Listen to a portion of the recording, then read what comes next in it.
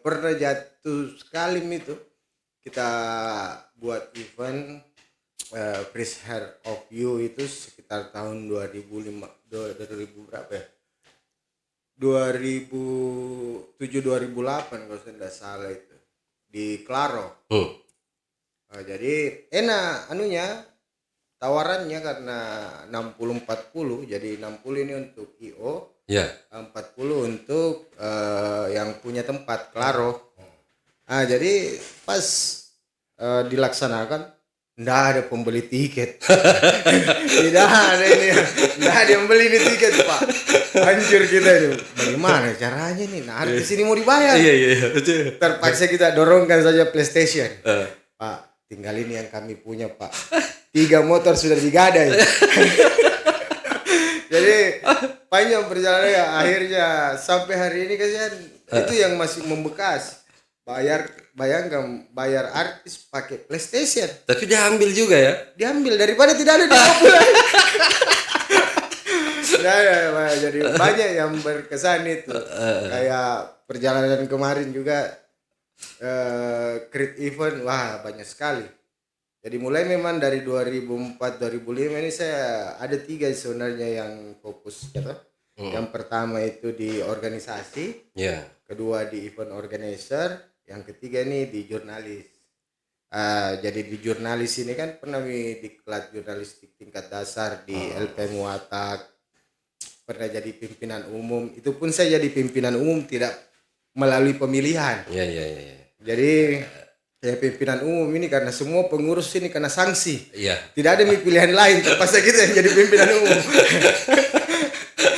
Jadi tidak ada pilihan lain, terpaksa kita yang jadi pimpinan umum. Saya pimpinan umum itu sekitar tahun 2008 sampai 2009. 2009, 2010 sudah mulai Miko Wajo. Mulai bangun di sini organisasi namanya Barisan Muda Wajo, kemudian event-event waktu zamannya Hubur itu kan banyak event yang saya kelola pada saat itu. Wali 2 kali, kemudian Salon Seven banyak. Termasuk saya ketemu Fadli itu gara-gara Borju. Jadi mengelola event, mengelola apa kemarin itu. Sebenarnya itu basicnya saya. Jadi penguatan kemarin sempat dapat image bahwa politisi apa dan lain sebagainya itu kan kalau saya sebenarnya enggak kuat di politisi, bukan gitu. Saya politisi, lebih kuat di organisatoris dan event organizer, dan terakhir itu di jurnalis. Asalnya di politik Pak. Jadi kalau perjalanan ya begitulah. Sebenarnya banyak perjalanan hidupmu bro saya ikuti. Cuman kalau saya mau bahas semua kan tidak ada habis-habisnya. Itu dia. Tidak ada habisnya. Pasang surut itu pajal. Aduh. Pasang surut betul. Dan kemarin sempat juga di 2019 ke 2024 ini kan sempat cool down. Di 2023 sudah mulai lagi eksis di TikTok. Kemudian Celote sudah kita berjalan up sudah mulai terlembagakan dan sudah berjalan. Alhamdulillah di 2004 2005 sudah masuk Messi dan sekarang ini jalan sampai hari ini. Iya, karena Celote ini semakin bercelote saya lihat. Tapi tetap apalagi nama podcast ini Jejak Bang Ical. Jejak Bang Ical. Jadi tetap duluan Jejak Bang Ical. Keren ini, keren. Aduh. Kemarin itu kan saya bilang, siapa saya ajak podcast ini? Bingung juga siapa saya cari ini. Pas lihat tadi saya scrollan WA. Saya dapat Borju ini lama tidak kenal. Harus saya panggil dulu dia ini. Saya juga kaget. Kenapa Bang Ical ini WA kak? Wah ada sesuatu aja, cepat balas. Siap. Kalau saya ini mumpung tidak ada di agenda tentu ada tempat-tempat lain. Sebenarnya sering kok saya lihat di belakang itu di kantor. kan tempat nongkrong Kutosing di depan. Oh, kita di depan, saya di belakang. Iya. Iya. Jadi luar biasa memang. Borjo. Iya, siap. Nama asli sebenarnya siapa? Saya Muhammad Nur. Muhammad Nur.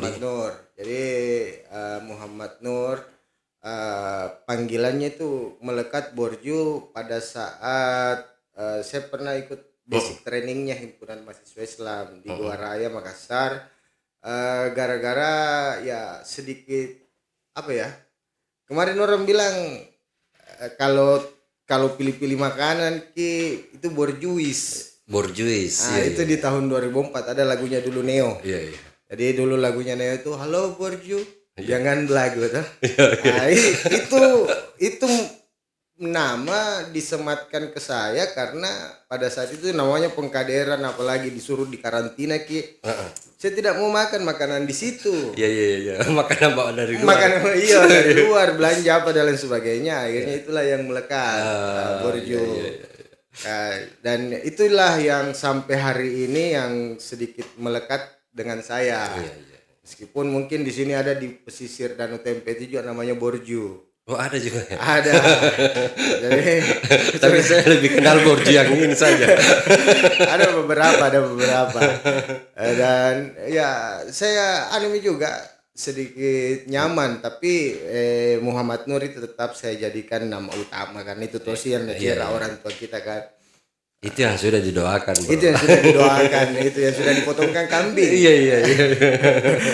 Jadi kemudian borju, kemudian setelah itu ikut namanya basic training. Wah, disitulah saya mulai mengenal yang namanya berlomba, ikut pengkaderan sampai ke Jakarta, ke Palembang, ikut Munas dan lain sebagainya. Pulang, buatlah beberapa organisasi dan aktif di event organizer. Kalau di Makassar dulu pernah ada namanya GRSD, Gilang Ramadan Studio Drum. Di situ kan mulai berkarir. Drum. Iya, kan dulu di situ foundernya namanya Gilang Ramadan. Iya. Saya dengan ada namanya Pak Is, itu buat sekolah musik, namanya GRSD. Beda dong itu Gilang Ramadan, Gilang Rekor. Beda. Oh, beda. Ya. Kalau Gilang Ramadan itu dulu drummernya apa ya? Pernah di Dewa kayaknya, Dewa 19, Potret. Akhirnya dia menjadi salah satu drummer terbaik di Indonesia. Bikinlah sekolah musik di Makassar. Di situ dulu kencang event waktu di Makassar. Sering buat event-event kayak apa ya, musik reggae. Launching artis, band dan lain sebagainya itu di Klaro sama di daerah Pasar Segar kemarin, Ramayana. Itu sekitar tahun-tahun 2008-2009 itu Bang Cal. Jadi pasca saya buat kesepakatan dengan pemiliknya GRSD, mulai aktif di event terus. Kemudian setelah buat event terus, satu titik saya bilang mulai makin jenuh. Iya. Mulai jenuh karena pada saat pegang produksi kita ini, apalagi namanya alat-alat produksi IO ini mahal-mahal semua. Dapat kru yang asal gulung-gulung kabel. Banting. Handicap mulai hilang apa dan lain sebagainya. Saya enggak nyaman maka di situ. Pulang ke Wajo, sini saya mulai garap Barisan Muda Wajo. Setelah buat Barisan Muda Wajo, pernah duduki gas 2010 itu kan, pendudukan gas. Alhamdulillah sampai sekarang. Saya kayaknya kenalnya di Barisan Muda Wajo. Waktu menduduki gas giliran ya. Betul. Tapi kan memang asli di sini Ki. Asli sini, saya orang Pamanah. Saya di Warasalae. Desa Watampanua. Desa Watampanua. Saya orang situ. Cuma orang tua ini hijrah ke Makassar. Iya. Di Makassar saya tumbuh besar dan di sana yang beradaptasi dengan beberapa kultur Bugis, Makassar dan lain sebagainya. Sampai di saya kuliah di Setiambongaya. Nah, itulah diajak sama teman gabung ke Hipermawa. Iya. Balik ke Wajo lagi. Tapi yang jadi pertanyaan sebenarnya itu apa ya yang membuat Borjo itu tertarik sama organisasi? Sebenarnya pertama tidak terlalu tertarik apa ya. Iya iya. Saya ini terkesan dulu ya di sebelum kuliah dan sebelum saya berorganisasi ikut basic training di HMI, saya ini juga orang hedon. Iya iya iya. Tidak ada itu berpikir bilang ke depan saya mau begini ya, enggak. Yang pokoknya hari ini saya belanja, saya senang, saya ketawa apa dan lain sebagainya, termasuk hedon. Iya. Dan pasca ikut yang namanya basic training, mulai muka tahu Masuk sudah ini ilmu-ilmu. Masuk sudah apa itu organisasi, berfilsafat. Itu filsafat kan ilmu pengetahuan untuk mencari tahu apa kenapa. Akhirnya itulah yang membentuk buat mi organisasi dulu yang namanya anak warung. Setelah bikin anak warung masuk ke Wajo, bikin Barisan Muda Wajo. Setelah bikin Barisan Muda Wajo, ini kita create lagi nih Celote Muda. Jadi Celote Muda alhamdulillah sudah mulai juga aktif, punya media Celote online. Kemudian berjalan terus sampai dipercaya pegang JMSI Wajo juga. JMSI jaringan media sebar Indonesia. Kan Bang Ical juga kemarin pertama kan? Iya. Saya kemarin pengurus Sulsel. Ya. Tapi masuk ke pengurusannya Borjo. Diajak saya bergabung. Tapi kan Borjo Tongi namanya mungkin itu dia. Masa kan jadi pengurus kabupaten tuh? Kalau itu pilihan. Kalau itu pilihan. Oh, bukan di Borjo tuh. Bukan itu pilihan. Astaga. Itu pilihan. Jadi kemarin saya pikir, Pak. Iya. Biar kami deh adik-adik yang betul. Bergerilya di situ. Karena saya juga tidak terlalu aktif di media, toh. Oh iya. Saya lebih cenderung ke pengusahanya saja. Tapi sebenarnya ini enggak apa-apa ya, dibuka ya. Di Jemis ini kan sebenarnya Pak Ical, Bang Ical, jaringan media cyber ini adalah lembaga ya bukan person dan bukan wartawannya. Iya. Tetapi dia lebih di pemilik medianya. Jadi kalau berbicara kita terkait pemilik media, ini kan media bukan hanya wartawan. Iya, betul. Bukan cuma redaksi. Ada marketing, ada marketingnya, ada sirkulasinya, ada bagian produksinya. Kayak saya ini, saya mulai coba kemarin banyak berembuk dengan teman-teman terkait anggaran media juga. Kan kalau itu dia mau dipakai untuk hidupnya sebuah perusahaan ini agak berat ini. Agak berat, apalagi kelasnya PT, Pak. PT ini. Jadi kita coba buat breakdown dari PT ini, ada beberapa unit usaha. Ada mi event organizer-nya. Ada mi bidang usaha lainnya. Jadi minimal kita breakdown jadi 4 bagian. Sesuai tadi latar belakang awalnya kan. Jadi kita inilah nanti yang coba menutupi saling mensupport satu sama lain. Seperti di media. Kemarin kita di Wajo ini beberapa buat event termasuk Ware, kemudian sementara ini kita create Asian Ethnic Got Talent. Kemarin sudah ada audisi 12 finalis. Insya Allah nanti bertanding di Jakarta dengan 7 negara itu ada sekitar 12 orang finalis yang dapat golden ticket. Ini yang kita bawa, kemudian kita bantu up di media. Celote yang up di medianya kemudian menjual, karena yang namanya event bakat kayak menyanyi, modeling dan lain sebagainya itu butuh ruang. Butuh sarana untuk lebih berkembang tuh. Betul. Celote hadir di situ ya. Hadir di situ karena dia yang punya lisensi dengan Intermode. Jadi kemarin dengan Intermode kita ada lisensi, Untuk audisi regional Sulawesi Selatan cuma ada 2 kabupaten, Iya. Makassar dan Wajo. Dapatlah Wajo. Dapat Wajo kemarin. Nah itu menarik itu. Ini sedang terlaksana ya. Sementara sudah kemarin ada 12 finalis yang lolos. Ini nanti itu dipertandingkan di tingkat Jakarta. Iya. Oh Jakarta langsung ya. Langsung Jakarta. Jadi kemarin itu banyak yang bertanya bilang apa ini Asian Ethnic Got Talent di Wajo ini cuma bagian dari audisi kabupaten. Iya. Berarti tidak. Audisi Wajo itu masuk dalam skala audisi nasional nih. Jadi setelah mereka lolos di Wajo, mereka akan bertanding di Jakarta pada tanggal 25 dan 26 Juni 2026. Di sana mereka akan ketemu dengan beberapa provinsi. Kemudian langsung malamnya itu dia akan bertanding dengan 7 negara.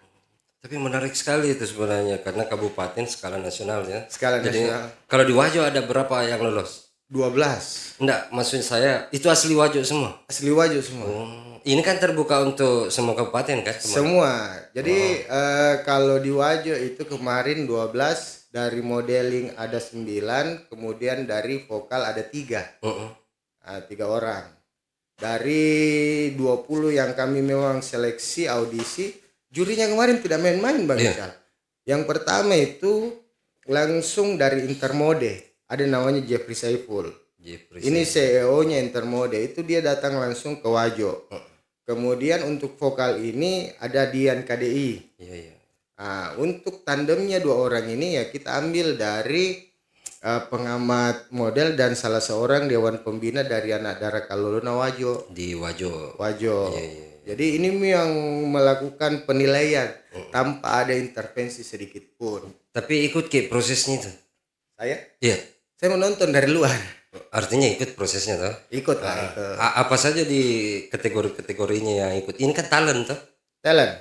Berarti multi. Ya, jadi dia penilaiannya ini kalau kayak dia ini kan model audisi nih, Bang Cal. Panggil untuk kategori menyanyi solo. Pertama masuk. Tanya perkenalan. Perkenalkan nama saya ini. Setelah perkenalan ditanya apa kelebihannya. Saya bisa bikin lagu begini ya. Dia menyanyi. Main gitar. Sudah kategori menyanyi, masuklah kategori fashion. Ini kemarin yang banyak pesertanya sekitar 18 berapa.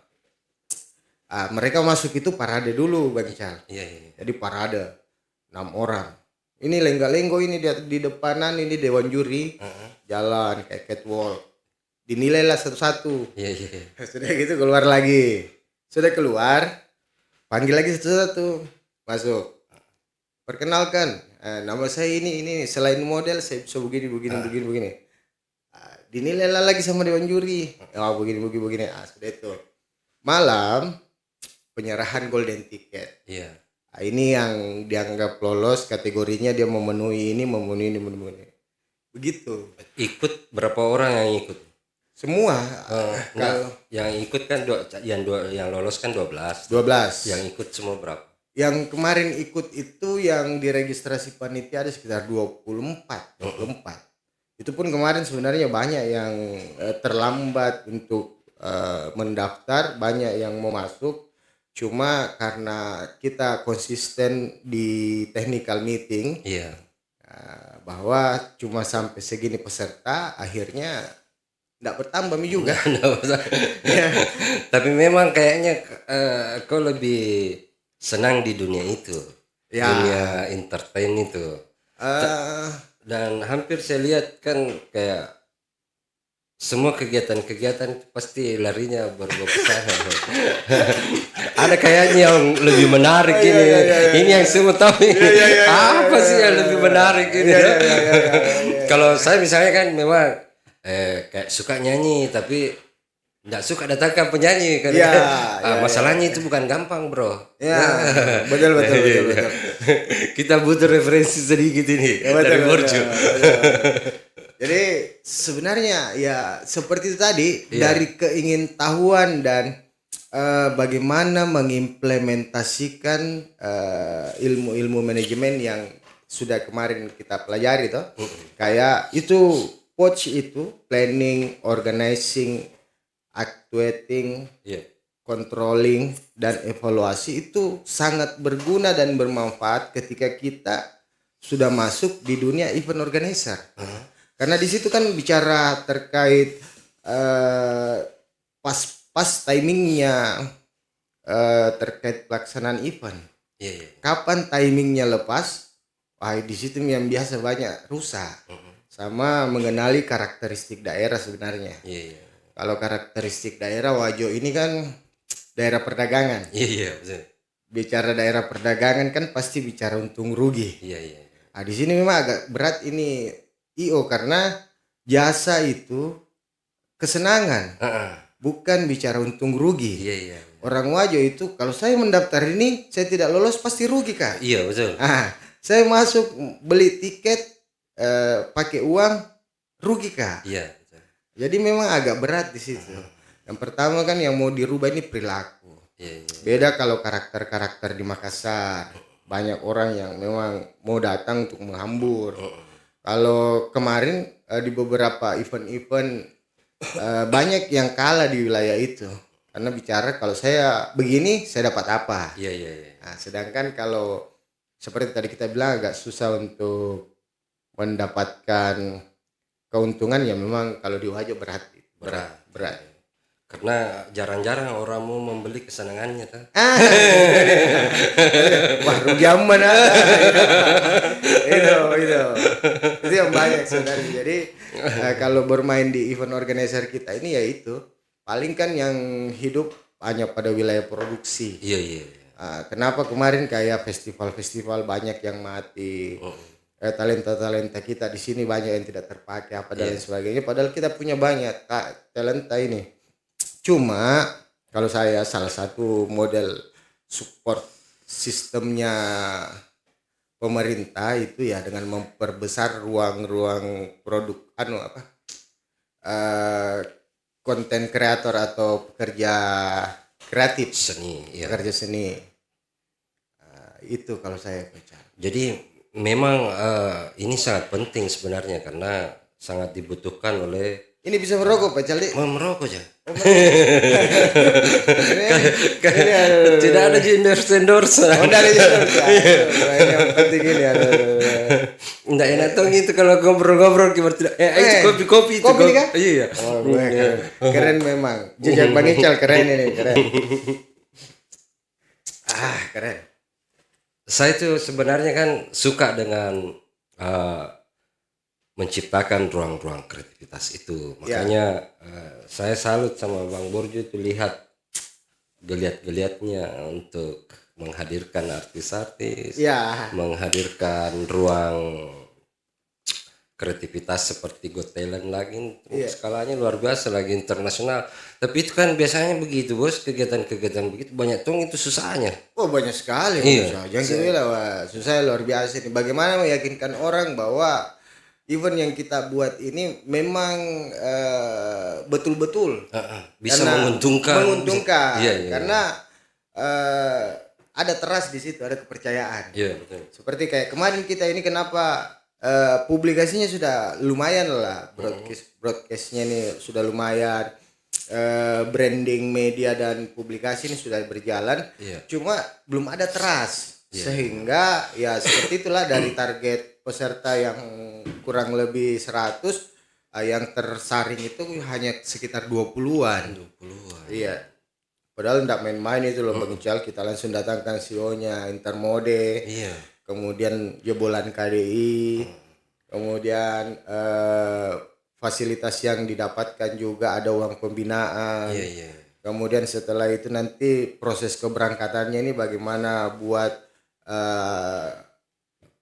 mereka ini dikenal di daerah dulu, exposure-nya dan lain-lain sebagainya. Ini penting sih kalau menurut saya. Apalagi ini kan luar biasanya skala nasional. Internasional malah. Nanti kan mereka dapat ruang kreativitas yang lebih menjanjikan tuh. Sebenarnya sangat, kalau saya sih dari beberapa di sini benefit yang diterima oleh peserta. Kemarin saja baru audisi nih Bang Ical ya, baru audisi.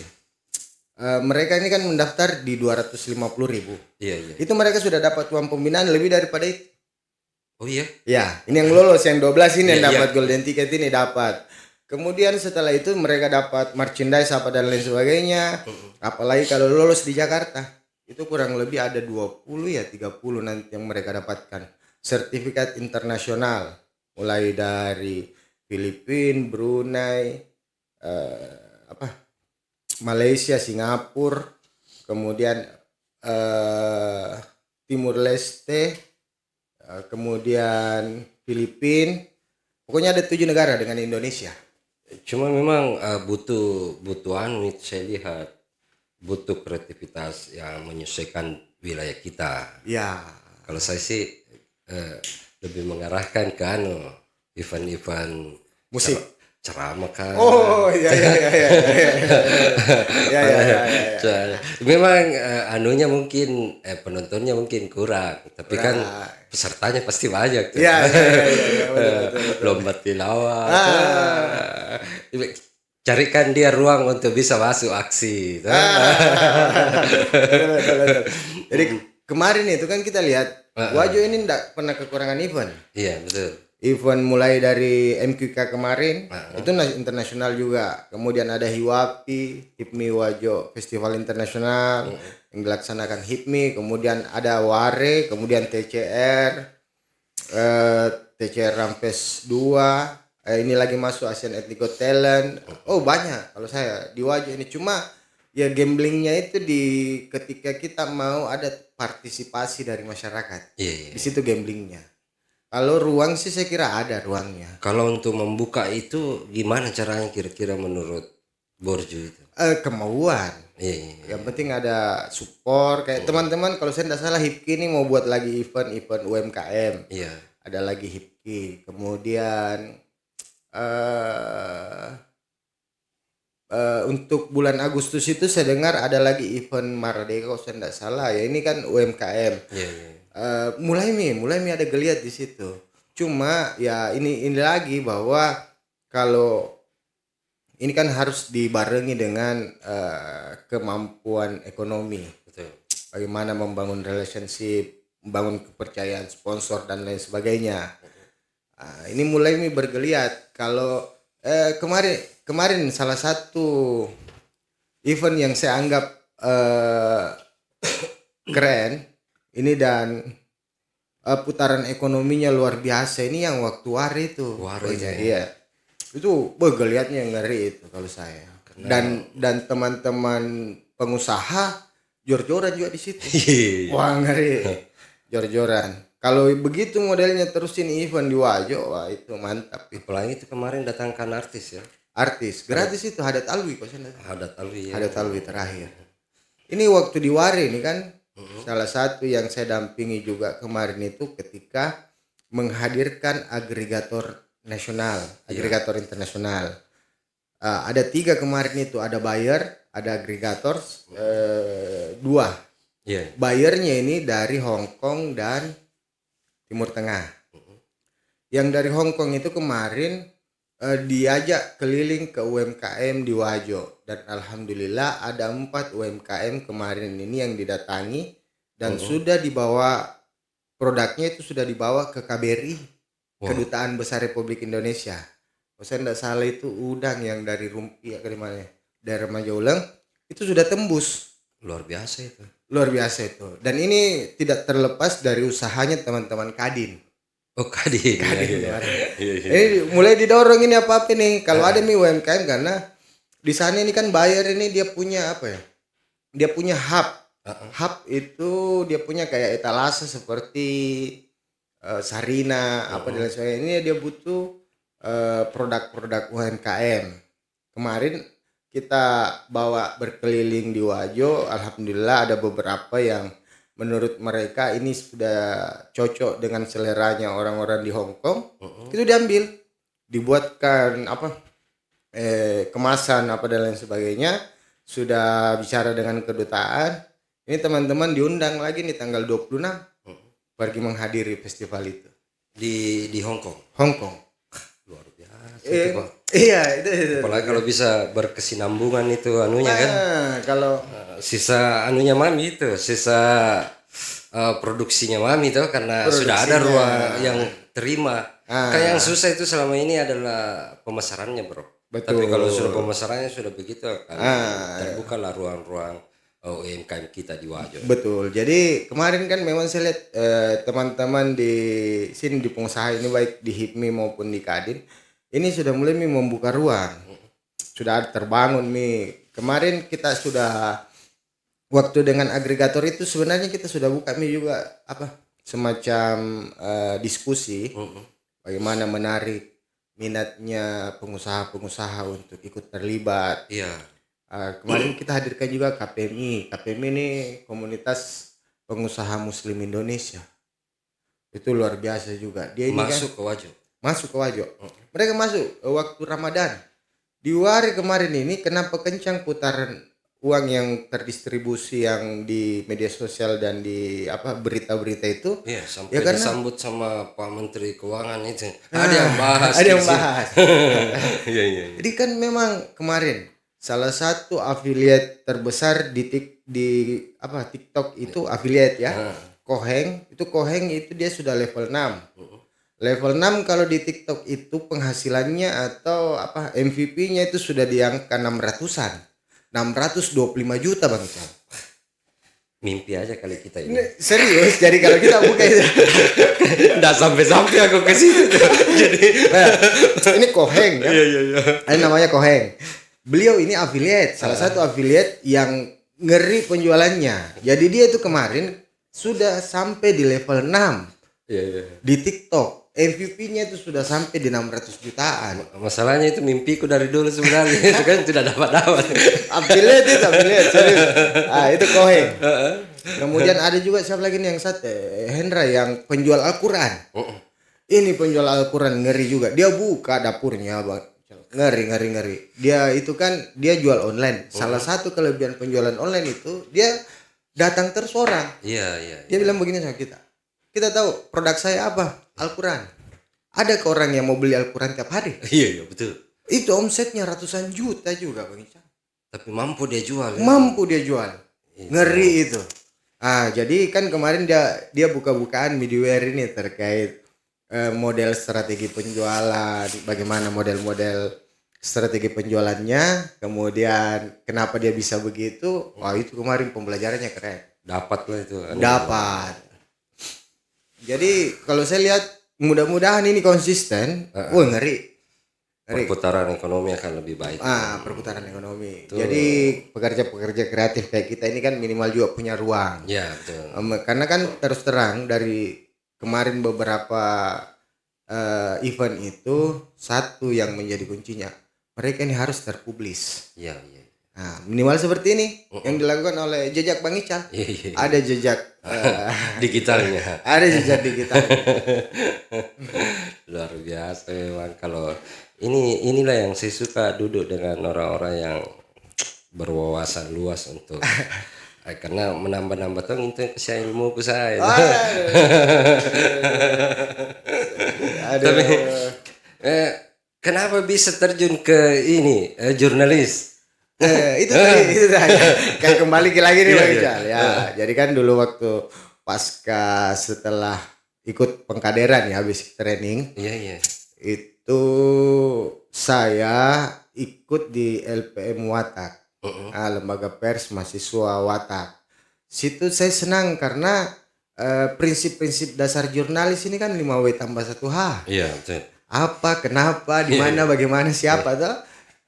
Inilah yang menjadi dasarnya waktu ikut Kadiklat Jurnalis digembleng apa dan lain sebagainya, model penulisan dan lain sebagainya, dan itulah yang membuat saya ingin tahu. Iya.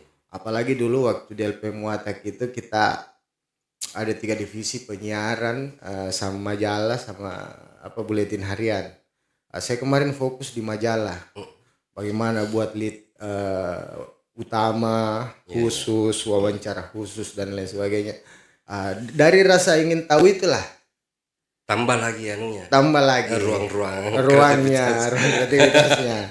Dan alhamdulillah sekarang di JMSC ya itu coba diimplementasi, punya pengalaman di organisasi, kemudian punya basic menulis, kemudian ada basic juga buat create event. Inilah dikomparasi menjadi celoteh. Jadi ada perusahaan medianya, ada medianya, ada event organizernya. Nah inilah yang kita gabungkan, dan dia ini ada pengusaha. Jadi sejalan dia. Sejalan dia. On the track. On the track dia. Tapi itu bro. Saya malah kalau bukan karena ilmunya yang saya cari, malah saya mau keluar. Oh gitu. Tapi kalau dilihat Borjo ini kan lagi panas-panasnya. Betul. Sejauh ini apa yang lebih menarik daripada itu di situ? Oke. Baik. Jadi memang ada stigma ya. Iya. Ini stigma ini yang memang kurang enak. Enak ke situ kan. Jadi stigma, untuk mengeluarkan stigma itu ya minimal kembali ke saya sendiri dulu, bahwa saya harus merubah perilaku, mulai dari adik-adik atau karyawan yang ikut saya di celoteh ya saya tanya, saya bilang hindari hal-hal yang seperti itu.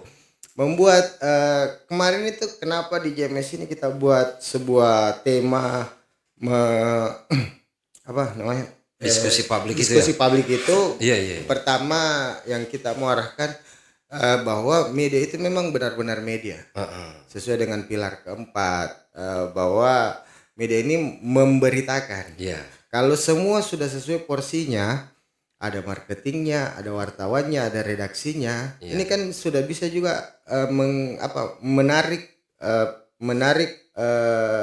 pekerja-pekerja baru. Betul. Ada yang bisa didistribusi, ada yang bisa dibagi. Tinggal kita ini kan ngatur. Umpama target tahun ini segini. Kalau saya sudah punya pendapatan segini, saya bisa breakdown untuk redaksiku segini, untuk karya ya begini, untuk anuku segini. Nah, itu yang saya coba bangun. Jadi saya tidak mau main one show. Saya Tommy yang jadi pimpinan umumnya, saya Tommy yang jadi wartawannya, saya Tommy jadi marketingnya.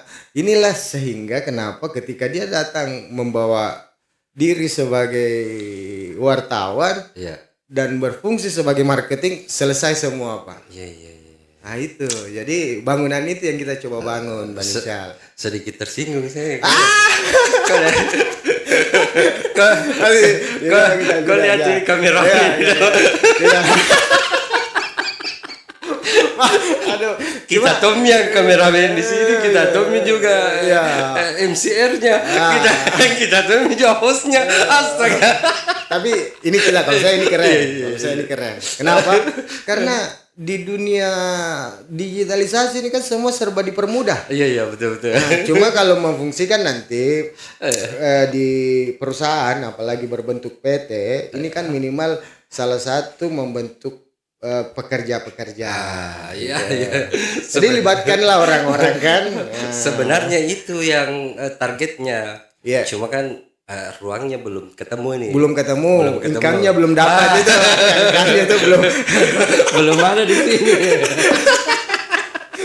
Belum ketemu angkanya. Jadi dibiarkan dulu bersolo karir tuh. Jadi kan ketika itu sudah terpenuhi kan, wah tinggalnya apa. Cuma memang di situ butuh usaha dan waktu untuk mengubah mindset. Mengubah mindset itu yang kalau saya butuh beberapa penyesuaian. Dan mudah-mudahan lah tahun depan ini sudah bisa expand ke mana untuk lebih memperbesar ini usaha kan. Betul. Kalau mengharap di Wajo saja kan itu terbatas. Iya betul. Jadi harus ekspansi ke luar-luar tempat. Untuk sekarang alhamdulillah celoteh sudah punya biro di beberapa daerah. Di Makassar ada, Sidrap, Wajo, Bone, Goa, Bulukumba. Dan mudah-mudahan tahun depan kita sudah bisa ada di Makassar, sudah mulai fight juga di sana. Kasih 24 kabupaten kota. Iya. Insyaallah mudah-mudahan lah. Sebenarnya kan saya ciptakan juga ruang-ruang kreativitas ya. Seperti ini misalnya kalau ada yang ganti mau duduk di sini kan boleh. Itu dia. Saya tidak mesti di depan.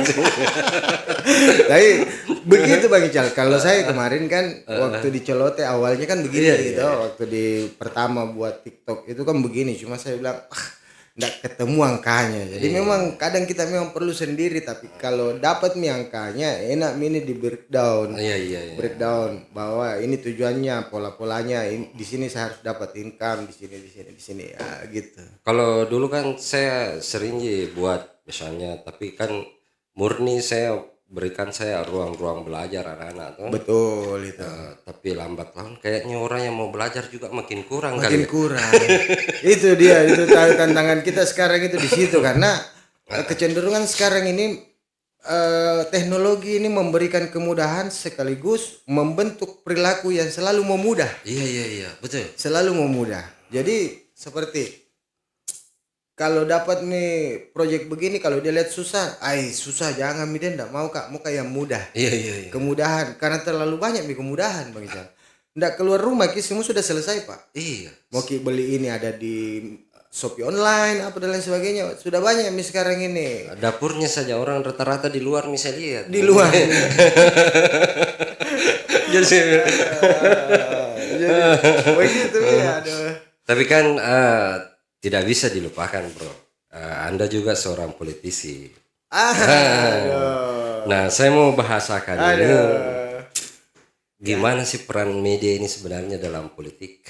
Yang sedikit harus, karena kayaknya perhatian politisi pada media juga makin berkurang adanya ruang-ruang media sosial yang ya boleh dikata bahwa itu gratis bro. Jadi sehingga ada muncul kemarin kasusnya Iya. Betul. Jadi itu tadi saya bilang bahwa politisi itu kan dia berada di wilayah zona abu-abu. Dia tidak ada di wilayah kepastian dalam artian bahwa memprediksi berdasarkan sesuatu yang sifatnya pasti. Dia bukan ilmu matematika. Politisi itu adalah menghitung probabilitas, kemungkinan.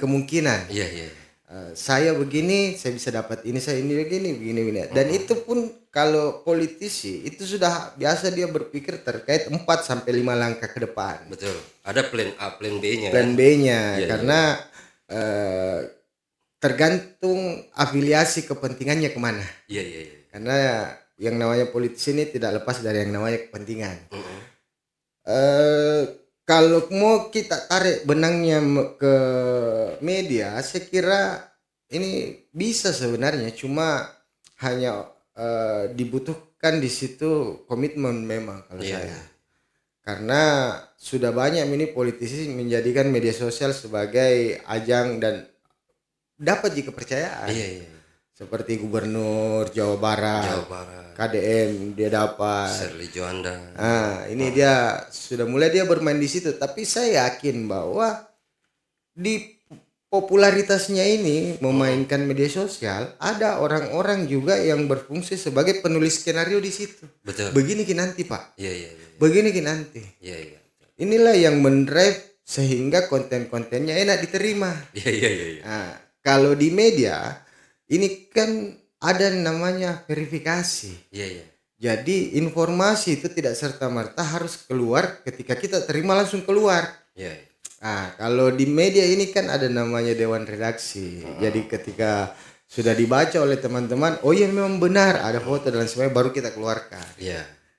Kalau di media sosial ini tidak ada filternya Bang. Tidak ada filternya langsung.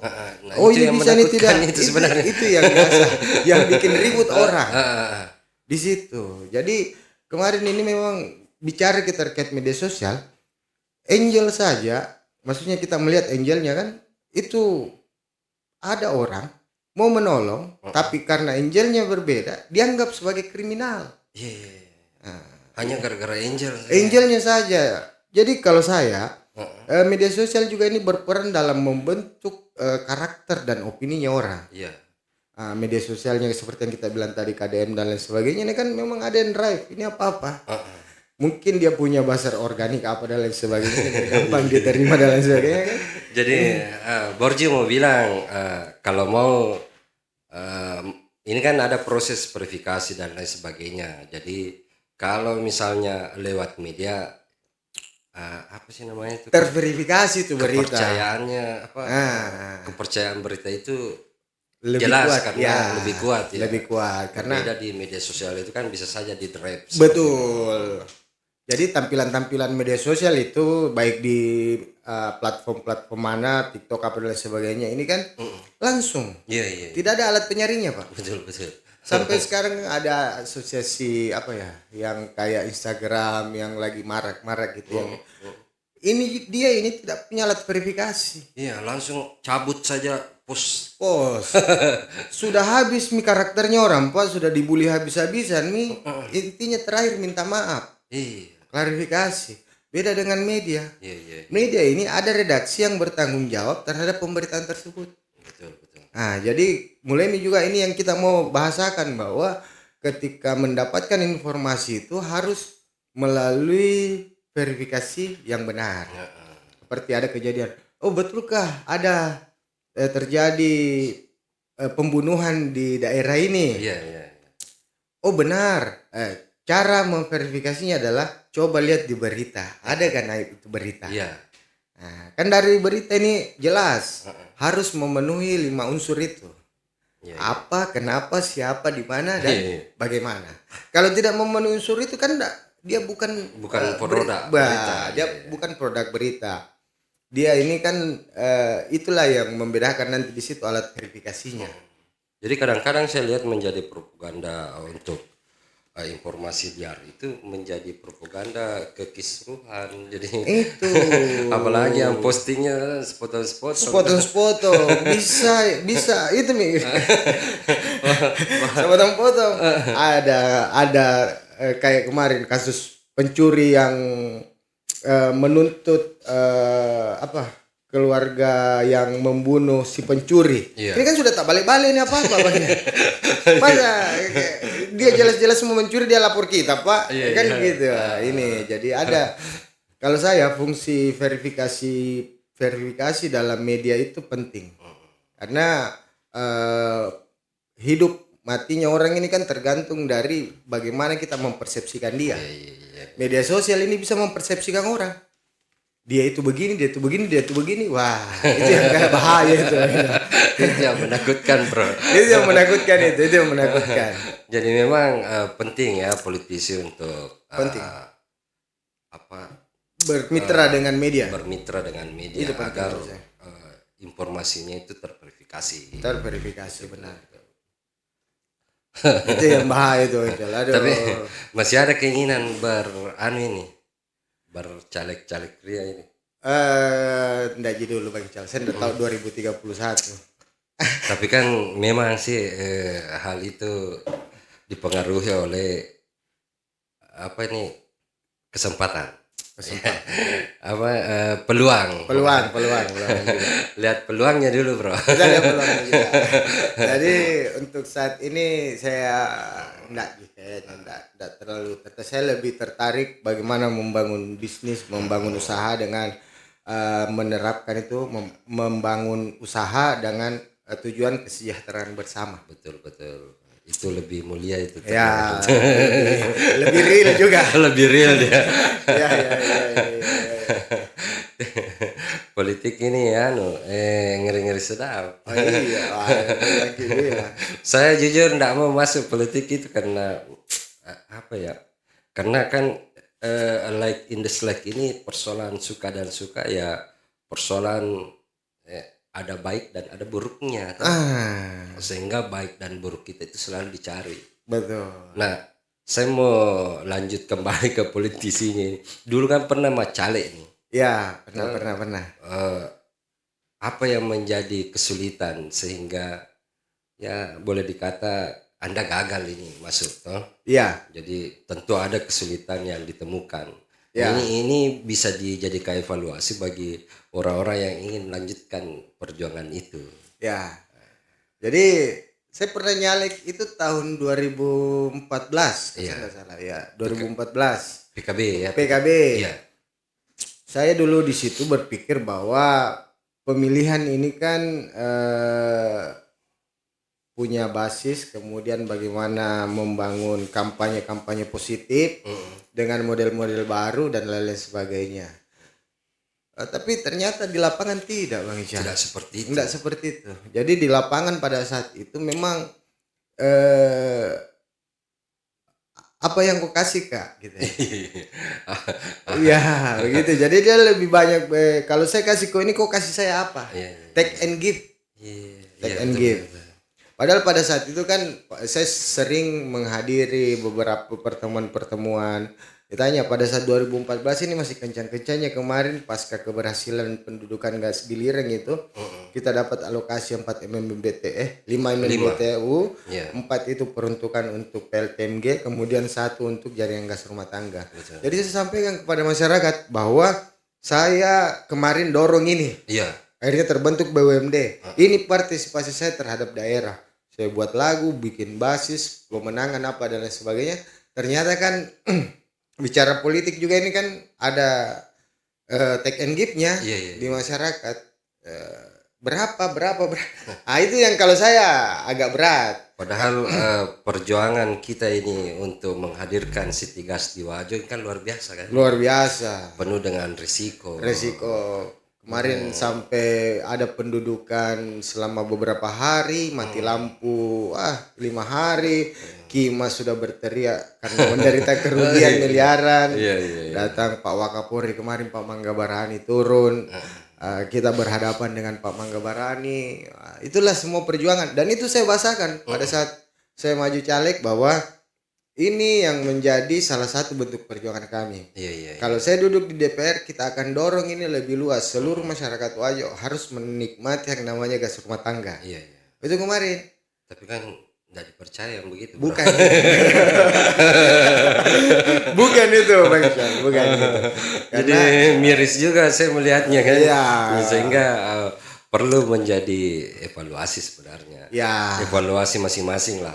Betul. Karena ini kayaknya saling menagih sebenarnya. Itu dia. Politisi menagih konstituen menagih politisinya. Baru sekarang saya lihat memang agak berat karena ekonomi kita ini kan geopolitik nasional ini internasional luar biasa. Perang Iran ini pasti berpengaruh dan berdampak ke ekonomi lokal. Seperti itu, Bang Chan. Itulah yang menghambat ya. Itu yang menghambat. Sebenarnya kan yang diharapkan masuk itu kan orang-orang seperti kita ini. Tidak, Bang Chan. Banyak yang lebih bagus sekarang kok. Banyak memang yang lebih bagus itu. Tapi kan kita juga bagus.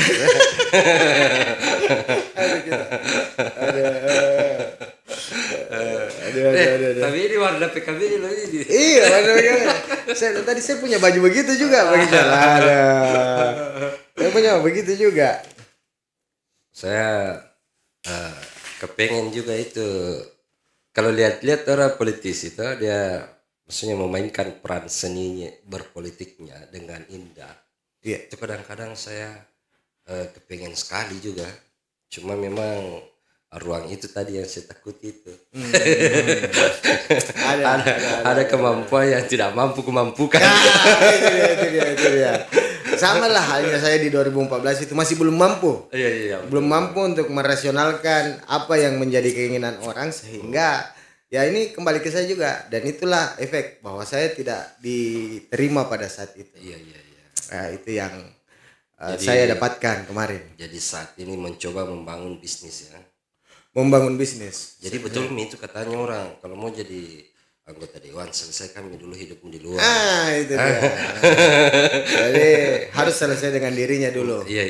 Harus selesai dengan dirinya, kemudian harus lebih bermanfaat dan berguna bagi orang. Nah, itulah dengan membentuk perusahaan, cobalah kemudian di GMSI juga ini kita dorong teman-teman untuk lebih bagaimana membangun ekosistem pers yang pemilik media yang lebih on the track, maksudnya lebih berjalan di relnya, kemudian membangun kepercayaan publik. Ya, itu yang sulit sebenarnya. Itu yang sulit karena kepercayaan publik ini juga kan sudah ternodai. Itu. Kepercayaan publik ini tidak serta merta bahwa dengan satu kali kita bikin segaan langsung selesai, tidak. Tapi ini kan ada prosesnya. Iya. Tapi pandanganmu tentang politik ini seperti apa sebenarnya? Kalau saya politik itu bagus sebenarnya. Iya. Karena orang berpolitik itu adalah sebuah seni. Seni memainkan peran. Seni memainkan peran. Agar bisa andil kan di situ. Dia Nabi pun itu sebenarnya berpolitik. Nabi kita berpolitik ini bagaimana dia menyebarluaskan Islam ke seluruh negeri. Kayaknya masuk nih PKB-nya. Jadi cuma kadang sekarang kepentingan itu politik itu lebih ke individual dibanding ke orang banyak. Kalau kepentingan politik orang banyak, orang dalam penentuan anggaran pun ini orang berpolitik, Bang Ican. Bagaimana supaya di dapilnya ini lebih banyak pembangunan. Betul. Dengan anggaran yang sedikit. Betul. Itu politik. Bagaimana dia bisa mendatangkan anggaran dari luar itu ke dalam, itu adalah bagian dari politik. Betul. Seperti mau dibagi rata nih kue, di daerahku kesan ini daerah terpencil, dia harus lebih banyak. Iya. Itu berpolitik dia melakukan komunikasi kemana, meminta bantuan ke siapa, dan bagaimana menjelaskan bahwa ini lebih layak dapat daripada ini. Itu adalah bagian dari politik. Kalau saya. Jadi seni memainkan peran. Cuma terkadang ini kan ada konotasi negatif terkait politik, bahwa ketika orang dibohongi itu sudah dipolitiki. Ketika dimain-maini begini-begini itu sudah dipolitiki. Padahal sebenarnya memainkan anggaran pun itu adalah bagian dari politik. Membangun image itu adalah juga bagian dari politik. Karena bukan tujuan sebenarnya ke kantong pribadinya toh, ini bukan. Untuk mewujudkan apa yang menjadi kendala-kendala masyarakat. Kan kalau sekarang sih dari APBD kita yang 1,4 ya dan lain sebagainya ini kan ini tidak mungkin lah semua harus bisa dapat. Dengan penduduk kurang lebih 400.000 jiwa, 14 kecamatan, 190 desa kelurahan. Ini tidak mungkin bisa langsung dapat semua simsalabim APBD selesai. Betul, di situ ada proses politik.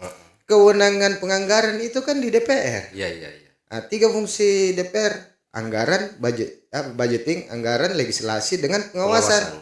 Ini 3 ini. Penganggaran ini kan ketika kita bermain di wilayah politik, menarik anggaran ini kan adalah bagian dari politik. Begitu. Kenapa kalau skalanya provinsi kemarin, kenapa di daerah lu ini ada goncangan gara-gara mungkin tarikan anggarannya tidak, tarikan berpolitiknya kurang.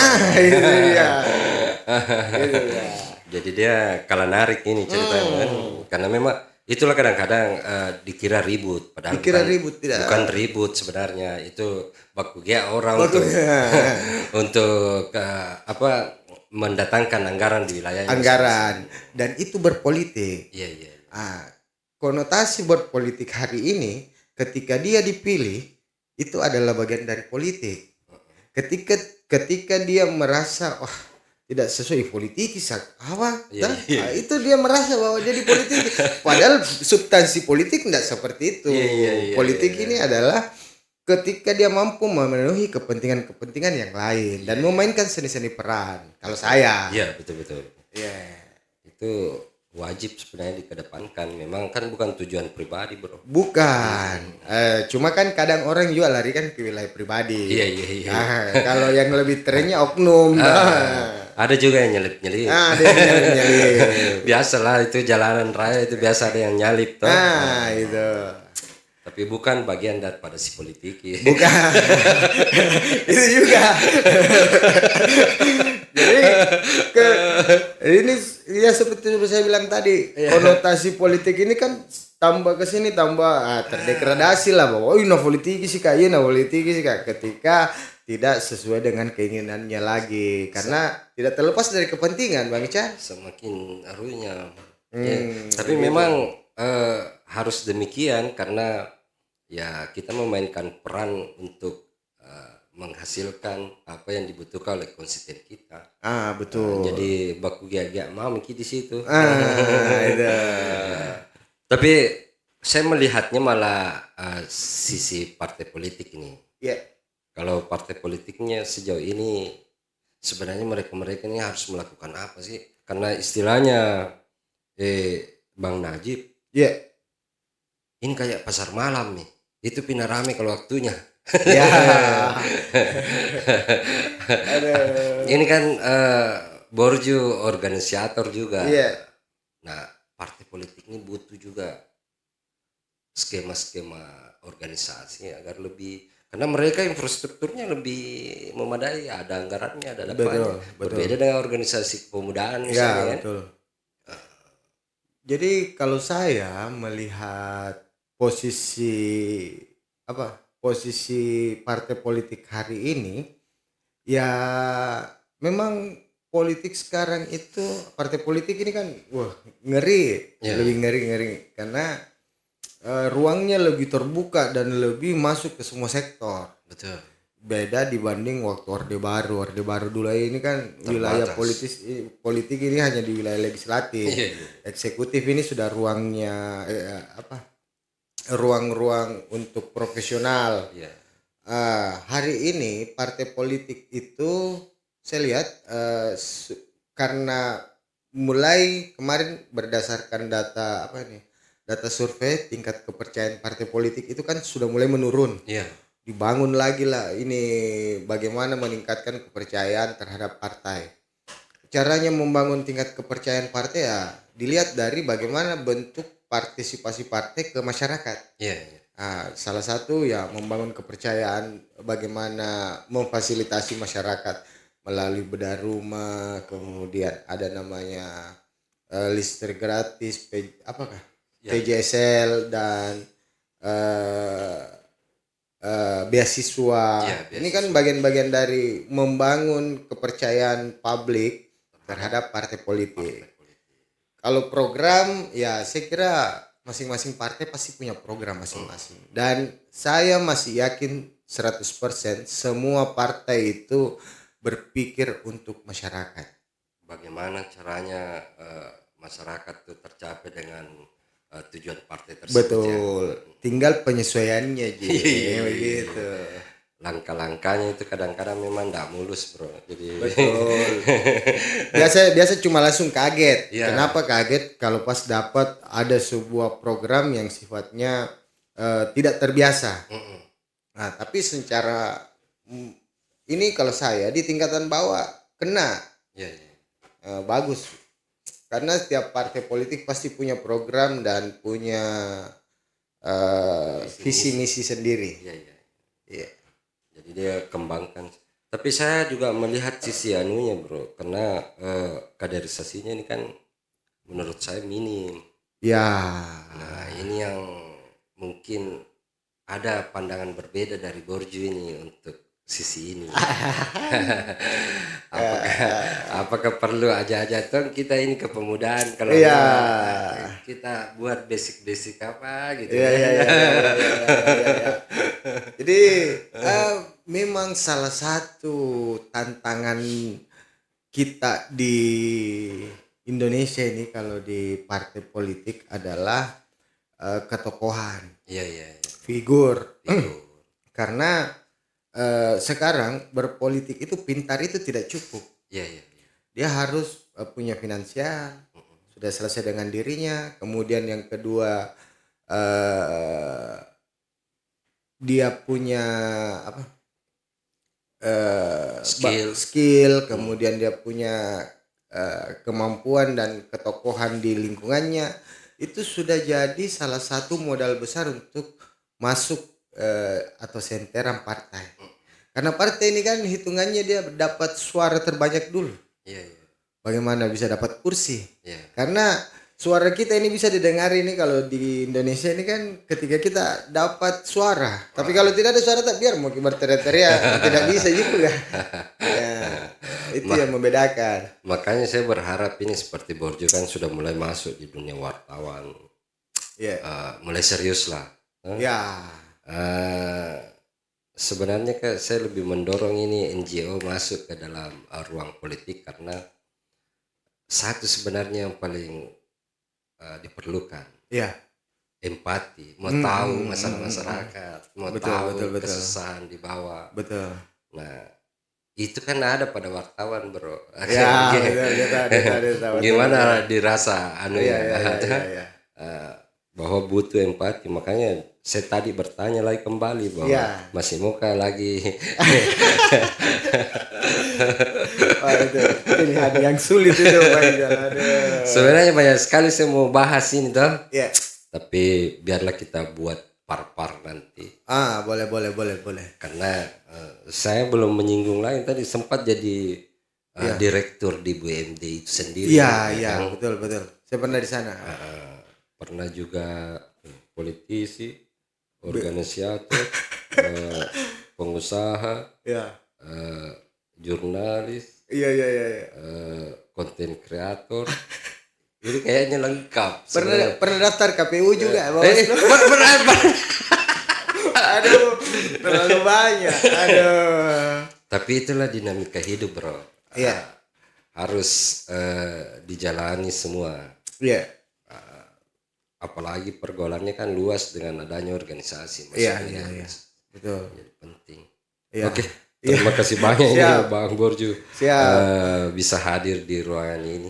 Berbagi cerita dengan teman-teman di luar sana. Mudah-mudahan nanti di kesempatan lain selalu adalah. Saya tunggu-tunggu gini selalu bilang.